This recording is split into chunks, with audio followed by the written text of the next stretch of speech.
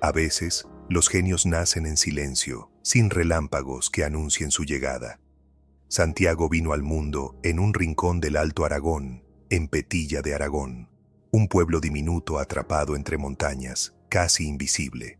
El 1 de mayo de 1852, la vida le dio a España un niño frágil, inquieto, y nadie supo que entre aquellas paredes modestas latía ya un universo entero. Fue un niño como tantos, con rodillas llenas de polvo, ojos curiosos y un temperamento que rozaba lo salvaje. Su padre, don Justo Ramón, era un barbero cirujano severo, de manos firmes y voluntad de hierro, que soñaba con un hijo médico, culto, disciplinado, pero Santiago no encajaba en ningún molde. Su imaginación no cabía en las normas. Su carácter, explosivo, desafiante, lo llevó más de una vez al castigo, al encierro, al silencio.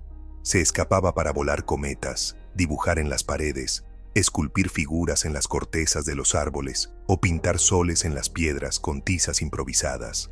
Nadie entendía a ese niño, ni siquiera él. Cajal no fue un prodigio escolar. Fue todo lo contrario. Lo echaron de varios colegios. Los maestros lo veían como un caso perdido, un chico sin remedio. Pero el fuego que ardía en su pecho no era de fracaso, sino de exceso. Exceso de preguntas, exceso de asombro, exceso de vida. Su mundo interior era tan vasto que se aburría con facilidad ante las repeticiones mecánicas de las aulas. Su consuelo era el arte. Dibujaba con obsesión paisajes, animales, músculos, huesos. Lo hacía con detalle, con pasión casi mística. Nadie imaginaba entonces que esos trazos precoces acabarían trazando el mapa oculto del cerebro humano. Su padre, desesperado por domar aquel espíritu, tomó una decisión dura. Lo llevó consigo a ver cadáveres. Sí, cadáveres. Aquel padre duro y exigente, que trabajaba como ayudante de anatomía en Huesca. Pensó que el contacto con la muerte pondría en orden la mente indisciplinada de su hijo. Pero ocurrió lo contrario. En vez de horror, Cajal sintió fascinación. La estructura del cuerpo humano, su armonía secreta, su arquitectura de músculos, venas y nervios lo atraparon. Se pasó horas observando los órganos, tocando huesos, estudiando tendones. Aquella experiencia, que debía ser aleccionadora, fue para él reveladora. Por primera vez en su vida, algo encajó. Como si su mirada rebelde hubiese encontrado un lenguaje para expresarse. No lo sabía aún, pero esa mezcla de arte, ciencia y obsesión por el detalle acabaría conduciéndolo al descubrimiento más profundo de su tiempo, el alma física del pensamiento. Entró por fin en el instituto y luego en la universidad, empujado más por la voluntad de su padre que por la suya. Y sin embargo, allí, bajo presión, encontró su fuerza. Estudió medicina, sí, pero lo hizo a su manera. Se convirtió en un apasionado de la anatomía. Estudiaba por las noches, cuando el mundo dormía. A veces lo hacía con una vela encendida y el corazón encendido también. Aprendió a mirar donde otros no veían. Aprendió a escuchar con los ojos, pero antes de convertirse en científico, tuvo que ser soldado. A los 21 años fue enviado a la guerra de Cuba. Allí, entre la fiebre, el hambre y la malaria, estuvo a punto de morir. La enfermedad le desgastó el cuerpo, pero le afiló el alma. Volvió a España demacrado, con el cuerpo casi vencido, pero con la mente despierta. Y entonces supo que la vida era breve, frágil, urgente. Supo que no podía malgastarla. Esa experiencia, tan cercana a la muerte, lo empujó a vivir con más intensidad. Volvió a los estudios con una hambre que no era solo de conocimiento, sino de sentido. Había en él algo que no se podía enseñar, una curiosidad radical, casi sagrada, por los secretos del cuerpo humano. Y más allá del cuerpo, por los laberintos invisibles del alma. Ese muchacho que de niño fue considerado ingobernable, comenzaba a trazar, sin saberlo, los primeros pasos hacia una de las revoluciones más asombrosas de la ciencia moderna. Y todo había empezado con lápices, con dibujos en los márgenes de los libros, con la mirada obstinada de un niño que no quería obedecer, sino comprender. Cajal regresó de Cuba como un hombre transformado, delgado, enfermo, pero decidido. Había visto la muerte muy de cerca, y eso le había regalado una certeza feroz. Si la vida es frágil, entonces hay que dedicarla a algo que importe de verdad. Ya no era solo el hijo testarudo de un médico exigente, era un hombre con un propósito. Y sin embargo, el camino no fue sencillo. Volvió a Zaragoza con un título de medicina y una salud quebrada, y encontró un país indiferente, una comunidad científica dormida, y un sistema que premiaba la obediencia más que la originalidad. Él no encajaba, nunca lo había hecho, y no empezaría a encajar ahora. Trabajó como catedrático en Valencia, luego en Barcelona, y más tarde en Madrid, pero durante años, su nombre no resonó más allá de las aulas polvorientas. Sus ideas eran vistas con escepticismo, sus métodos, con desdén. Publicaba en revistas menores, se autofinanciaba sus microscopios, y pasaba noches enteras mirando por el ocular hasta que los ojos le sangraban de cansancio. Solo, aislado, casi invisible para la élite científica europea. Y sin embargo, no se rindió, porque había algo en su interior más fuerte que el orgullo o la desesperación, una necesidad vital de entender. En esa época, muchos creían que el cerebro era una masa continua, una maraña sin fronteras de tejido nervioso. Lo llamaban la teoría reticular, una especie de sopa eléctrica sin estructura definida.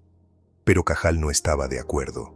Algo en su intuición y en su ojo de artista le decía que había más, que el sistema nervioso tenía una arquitectura concreta, una lógica interna, una belleza invisible. El descubrimiento llegó gracias a un tinte, un simple reactivo químico, el método de Golgi.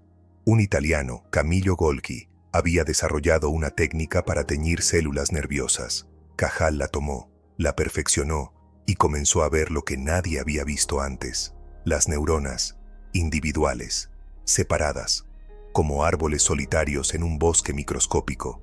Y allí, entre esos árboles, Santiago encontró su paraíso. Pasaba horas dibujando lo que veía, no porque no existieran cámaras fotográficas, sino porque nadie podía ver lo que él veía. Sus dibujos no eran ilustraciones, eran traducciones fieles de la verdad, una verdad que nacía de la paciencia, del entrenamiento visual y del arte. El arte que llevaba desde niño practicando como acto de rebeldía, ahora se convertía en ciencia. Descubrió que las neuronas no eran una masa uniforme, que eran entidades individuales, que no se tocaban, pero se comunicaban, que el pensamiento humano tenía una forma, una dirección, una geometría. Fue un hallazgo revolucionario, pero nadie lo escuchó al principio. En 1888 publicó un artículo fundamental sobre la estructura de los centros nerviosos de las aves, donde describía por primera vez la teoría neuronal. Lo hizo en una revista española, en castellano, en el rincón olvidado de Europa. Y el mundo científico no se detuvo a mirar. Tuvo que armar su propio laboratorio, con materiales modestos, con pupitres escolares y microscopios de segunda mano. Su mujer y sus hijos sabían que, cuando él entraba en su cuarto de estudio, se convertía en sombra, en figura que no hablaba, que no comía, que no dormía, solo observaba. Cajal sacrificó todo por la ciencia, incluso el prestigio, incluso la paz. Su fe no era en la academia ni en la fama, sino en lo que sus ojos le revelaban, una verdad íntima, microscópica, milagrosamente ordenada. Con el tiempo, los murmullos empezaron. Algunos científicos alemanes comenzaron a leer sus trabajos, otros se interesaron por sus dibujos, y, muy lentamente, la comunidad internacional empezó a tomar nota. Había en España un hombre que veía el cerebro como nadie, pero eso aún era solo el principio. Lo que estaba por venir, el reconocimiento, el Nobel, el legado, todavía era un sueño lejano. Por ahora era solo un hombre solo, en una habitación oscura, con un microscopio, un lápiz y una fe inquebrantable en lo invisible. Y así, noche tras noche, Cajal fue revelando los planos del alma humana, neurona por neurona, línea por línea, como si lo hubiera sabido desde niño. Hay un instante en la vida de todo científico en que su soledad se rompe. Un momento, casi siempre tardío, en el que el mundo, por fin, escucha. Para Santiago Ramón y Cajal, ese momento llegó después de años de silencio, de incomprensión, de esfuerzo casi monástico. Pero cuando llegó, lo hizo con la fuerza de una marea. Fue en Berlín, en 1889. Aquel año se celebraba el Congreso de la Sociedad Anatómica Alemana, y Cajal, ya cansado de esperar, decidió llevar allí su trabajo. Viajó con sus propios dibujos, sus muestras, su teoría de las neuronas como unidades individuales y un deseo feroz de ser escuchado. No hablaba alemán, no conocía a nadie, pero tenía algo más fuerte que el idioma. Tenía la verdad dibujada en papel. Instaló su pequeña exposición en un rincón modesto. Mientras los nombres grandes discutían entre sí, él desplegó sus preparaciones, sus esquemas, sus neuronas con forma de mariposa, de árbol, de red viviente, y uno a uno los científicos se fueron acercando, primero con escepticismo, luego con asombro, finalmente con reverencia. Los dibujos hablaban más alto que cualquier lengua. Lo que Cajal mostraba no era una interpretación, era una evidencia. Por primera vez, alguien había logrado ver con claridad la estructura del sistema nervioso y además explicarla con una lógica elegante y poderosa. Su teoría neuronal derrumbaba la visión dominante, la teoría reticular de Golgi, y proponía que las neuronas eran células independientes que se comunicaban sin tocarse a través de un espacio microscópico. Una idea revolucionaria y verdadera. Los más escépticos quedaron desarmados por la belleza precisa de sus preparaciones. Era imposible negar lo que sus ojos veían.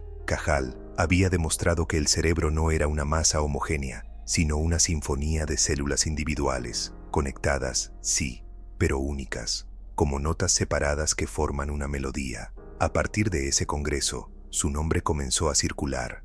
Fue invitado a publicar en revistas científicas internacionales. Empezaron a traducir sus trabajos, recibió ofertas, cartas, menciones. Pero lo más sorprendente fue que quien más resistió al principio, Camillo Golgi, el creador del método que Cajal había perfeccionado, acabó compartiendo con él el Premio Nobel de Medicina en 1906. Fue un momento cargado de ironía y justicia. Golgi siguió defendiendo su antigua teoría, incluso durante el discurso del Nobel. Pero el mundo ya había elegido. La verdad estaba en los dibujos de Cajal, y sin embargo, el reconocimiento no lo transformó. No se convirtió en un académico altivo ni en un burócrata científico. Mantuvo su laboratorio, su lápiz, su mirada minuciosa. Siguió dibujando neuronas con la misma humildad y asombro que al principio, como si cada descubrimiento fuera una revelación íntima, no un logro para la fama. Fundó el Laboratorio de Investigaciones Biológicas en Madrid, donde formó a toda una generación de discípulos.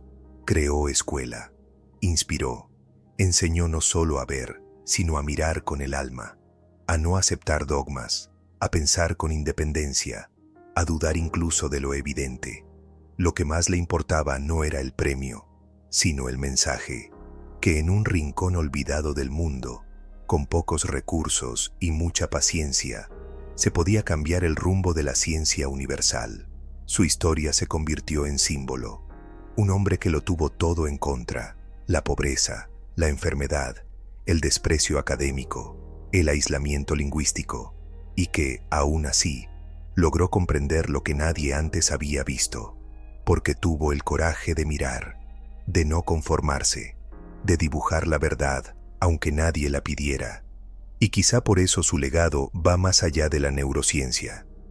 Cajal se convirtió en una figura ética, un modelo de integridad, de esfuerzo silencioso.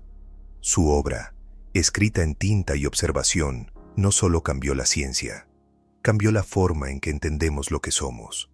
Porque al mostrar cómo se conectan las neuronas, nos enseñó también cómo se conecta la voluntad, la perseverancia y la belleza. Nos mostró que el cerebro no es solo una máquina, sino una arquitectura del misterio humano. Y todo eso lo vio él, desde un rincón de España, con un microscopio, un lápiz y un alma que nunca dejó de preguntarse. Cuando los focos del mundo científico se apagaron un poco, cuando los premios ya estaban entregados y las medallas colgadas, Santiago Ramón y Cajal siguió trabajando en silencio, no por obligación, ni por ambición, sino por amor, amor al misterio, amor a la estructura secreta de lo invisible. Era un hombre mayor ya, el cuerpo le pesaba, la vista le fallaba, pero su mente seguía tan clara como siempre. Y lo más admirable es que nunca se volvió cínico, nunca renegó del camino andado, nunca dejó de ser el niño que dibujaba con asombro. Podría haber vivido de su nombre, haber descansado en la comodidad de la fama, pero él prefería seguir enseñando, seguir escribiendo, seguir dudando. Se convirtió en un maestro, pero no de esos que pontifican desde la cátedra, sino de los que invitan a pensar, a experimentar, a equivocarse. A sus discípulos no les exigía obediencia, sino pasión. Les decía, las ideas no se heredan, se conquistan. Para él, la ciencia no era solo una profesión, era una ética, un modo de estar en el mundo. Estudiar el cerebro humano era, en el fondo, estudiar la condición humana misma, y hacerlo con rigor, con belleza, con humildad. Por eso escribió también ensayos, memorias, reflexiones filosóficas. Uno de sus libros más íntimos, Reglas y consejos sobre investigación científica, es un testamento de sabiduría. Allí no habla como científico, sino como hombre. Aconseja al joven investigador como un padre paciente. Le advierte del ego, de la vanidad, del desánimo. Le recuerda que la ciencia no siempre premia al mejor, pero que el deber del científico es seguir adelante, porque buscar la verdad es un acto moral, no solo intelectual. En uno de sus textos más famosos, escribió: «Lo peor no es equivocarse, sino no atreverse. Lo verdaderamente trágico es vivir sin haber intentado comprender». A lo largo de su vida, rechazó varios puestos prestigiosos en el extranjero. Podía haberse instalado en Berlín, en París, en Londres, pero eligió quedarse en Madrid, entre sus microscopios, sus libros y sus recuerdos. Quiso que España también pudiera soñar con la ciencia, que los jóvenes no pensaran que el conocimiento era privilegio de otros países. Esa fue su verdadera revolución, demostrar que desde el margen también se puede mirar al centro, que un español, con materiales modestos y una fe inquebrantable, podía hacer avanzar a la humanidad. Nunca olvidó sus orígenes humildes, ni su infancia solitaria, ni las veces que lo consideraron inútil. Al contrario, esas heridas lo acompañaron siempre, pero no como carga, sino como raíz, porque fue gracias a ellas que aprendió a resistir, a perseverar, a mirar más allá de lo visible. Hacia el final de su vida, paseaba por su jardín y hablaba con sus nietos de estrellas, de células, de constelaciones interiores. Les decía que el universo no solo estaba allá afuera, en los telescopios, sino también dentro de nosotros, en el tejido que nos piensa sin que lo sepamos. La muerte no le preocupaba. Había vivido demasiado tiempo entre el misterio como para temerlo. Lo que sí le importaba era que la ciencia no se convirtiera en un dogma, en una rutina vacía. Quería que siguiera siendo lo que siempre fue para él, una forma de rebeldía luminosa. A medida que envejecía, escribía más que nunca, a veces poesía, a veces aforismos, siempre con una lucidez punzante. Y en cada página, volvía una y otra vez a la misma idea, que el mayor acto de libertad humana es mirar lo invisible y tratar de entenderlo con amor. Murió en 1934, con 82 años. España estaba al borde del abismo. El mundo se preparaba para otro ciclo de oscuridad. Pero él se fue con la serenidad de quien ha cumplido su misión. Había dejado un mapa del pensamiento, de la conciencia, del alma, si se quiere.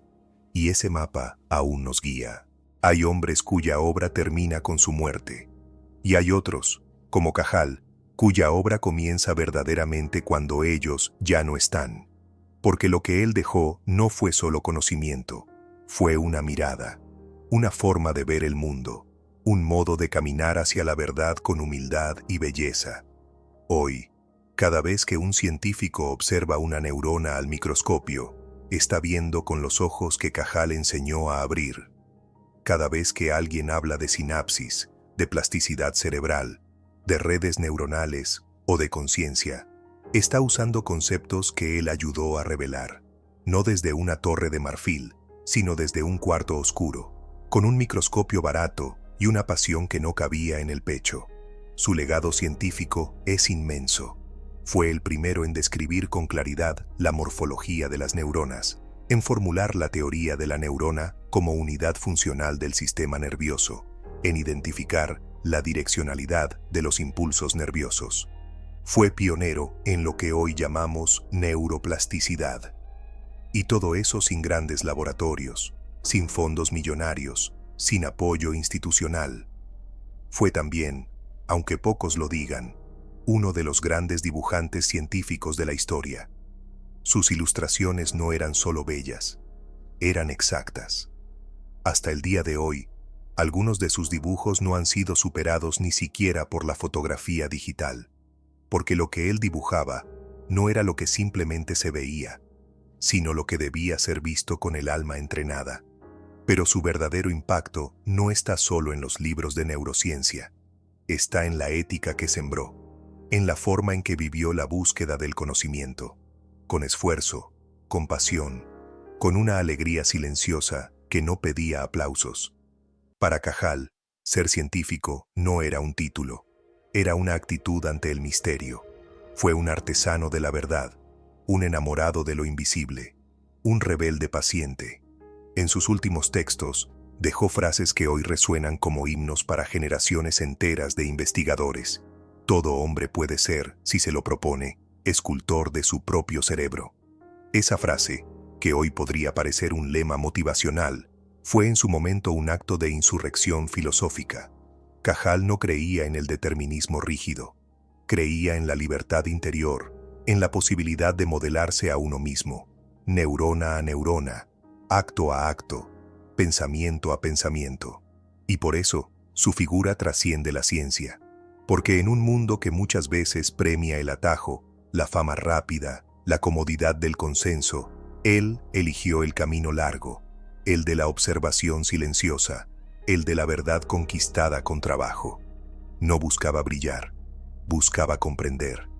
Y en ese empeño nos dio algo más que descubrimientos, nos dio ejemplo. Hoy, más de un siglo después, cuando la neurociencia avanza con herramientas que él jamás pudo imaginar, escáneres, inteligencia artificial, microscopios de última generación, su nombre sigue siendo piedra angular. Los premios Cajal, los institutos Cajal, los congresos internacionales que llevan su nombre, no son homenajes vacíos, son reconocimientos a un hombre que miró donde nadie miraba y vio lo que nadie se atrevía a ver. Pero más allá de los honores, lo que queda es su espíritu. Queda su fe en la curiosidad, queda su respeto por el detalle, queda su certeza de que todo en el universo, incluso lo más complejo, puede ser entendido si se observa con amor suficiente, y queda sobre todo ese mensaje poderoso, sencillo y eterno, que incluso el rincón más oscuro de la mente humana puede iluminarse con la luz de una idea. Gracias, Cajal, por mostrarnos que el pensamiento tiene forma, que el alma deja huellas, y que el verdadero coraje no está en gritar, sino en mirar con paciencia, hasta comprender. Si esta historia te ha tocado, si alguna vez has sentido que estabas solo en tu lucha, recuerda a Santiago Ramón y Cajal, porque él también lo estuvo, y aún así, dibujó el alma humana con un lápiz y un microscopio. Suscríbete si quieres seguir conociendo a quienes se atrevieron a pensar distinto, a ver lo invisible y a cambiar el mundo desde el silencio. Nos vemos en el próximo viaje, aquí, en Sabiduría de Grandes Mentes.